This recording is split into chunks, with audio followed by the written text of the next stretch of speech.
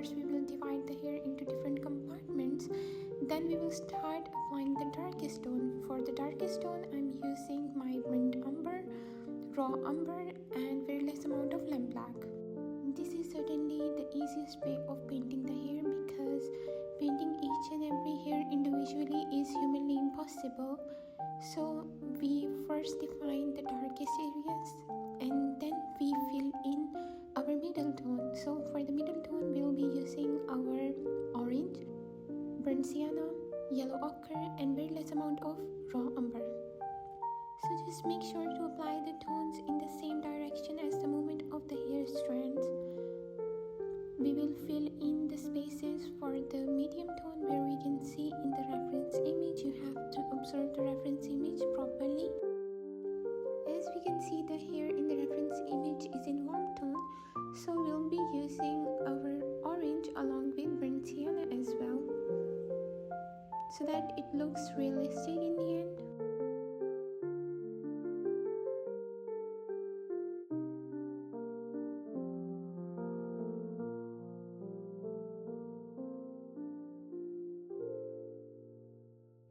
As we move towards realism, the tones are divided into subtones, so that's the same thing for our highlighted area as well. So we will be using multiple colors for doing the highlights. So I'm going to use orange, lemon yellow, yellowish pink alongside zinc titanium. So the areas that are absolutely very bright, we'll be using more amount of our zinc titanium. Otherwise, we're just going to use our yellowish pink along with lemon yellow.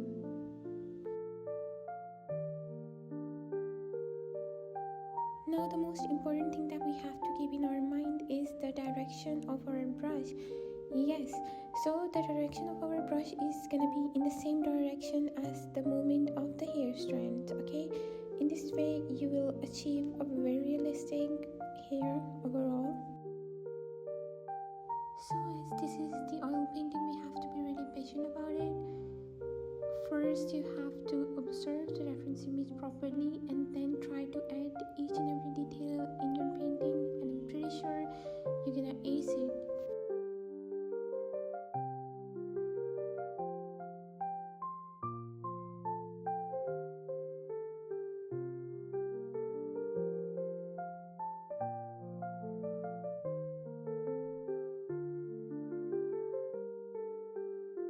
Now for the skin tones, just take a screenshot of all the colors that I'm using. Honestly, for painting the eyes, I had this doubt whether should I paint the eyes blue or should I go with green. All the Potterheads know what I'm talking about. But I ended up painting almost grey eyes because that's how it looks in the reference image. But when we observe the skin tone, it is in pale and the warm tone together, so it was a little challenging. So I used my lemon yellow and my vermilion in more amount for doing the skin tone rather than using burnt sienna. So the areas that were in more yellow or pale tone, I used my yellowish pink for that. It's all about blending. Just make sure that your blending game is really good. You have to blend in all the warm and the pale tones together to create a very smooth skin. Okay, remember, as we used very less amount of lamp black for the hair, we'll keep that thing in our mind while doing the eyebrow.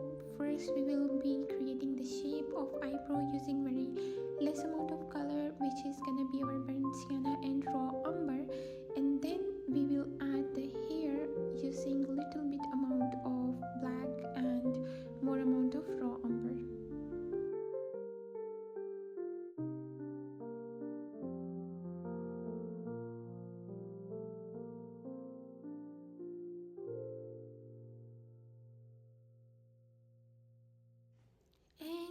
And don't forget to paint the legendary scar, that what makes him a legend.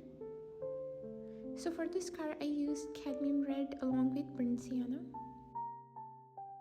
Now for the glasses, I'm not gonna use only lamp black.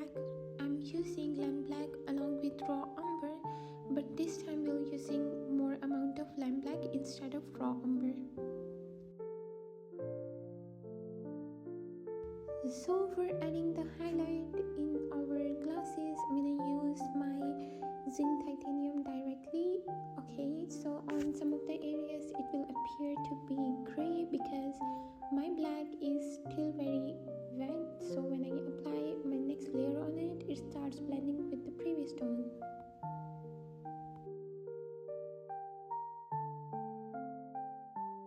Now don't forget to add the shadow of the glasses on the skin area so that it looks realistic. We have to study each and every detail of the reference image so that we have a very good portrait. For the lips, okay, the lips, Dan has like very thin lips, so it was quite hard to add details in the lips. But for the lips, I have used my orange along with my cadmium red. Along with that, I have used yellowish pink, but for adding the highlights, I have used my zinc titanium directly. Now the neck area appears to be way darker as compared to our face because of the shadow, so we will be adding a little bit more amount of burnt sienna along with yellow ochre and raw umber. So for the background, I'm going to tell you all the colors collectively. So for the darkest area, of course, we're going to use our lamp black along with raw umber and our burnt sienna. And for the medium tone, we are going to use our yellow ochre along with burnt sienna and very less amount of scarlet as well, because we are able to see the warm tones. So we will fill in all the spaces according to our reference image. This is not that hard. You can easily do that. So just follow the reference image and you will have a perfect background. So in the meantime, you guys can tell me in the comment section, what is your Hogwarts house? I belong to Slytherin house, but still I'm pitting a Gryffindor.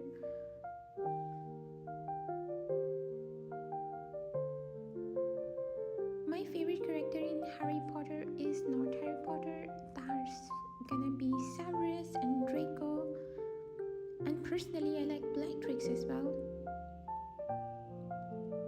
Now for the uniform area, the white area, you can see his collar is not appearing to be all white because we can see little bit of yellowish tone in it because of overall lighting is in warm tone. So I will be adding my zinc titanium along with pale yellow, lemon yellow and very less amount of burnt umber and lamp black for the uniform.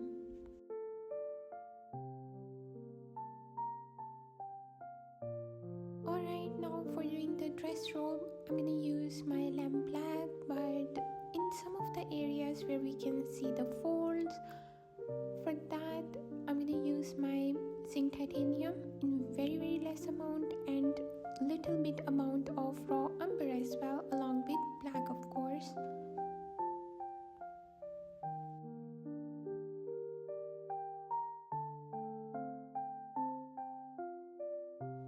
Now for the tie, I'm gonna use my cadmium red, vermilion along with burnt sienna.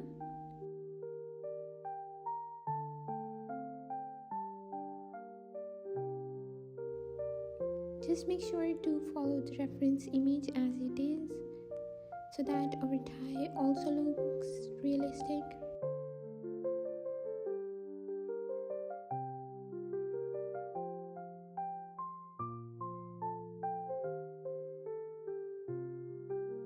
For the yellowish part, I'm gonna use my yellow ochre along with pale yellow and very less amount of burnt sienna as well. As you can see, our color is very much similar to the reference image, and where we can see a little bit of highlight, we are gonna do that with our zinc titanium. So if you like today's video, don't forget to hit the like button, subscribe my channel, and I'll see you people in the next video. Until then, bye bye, take care.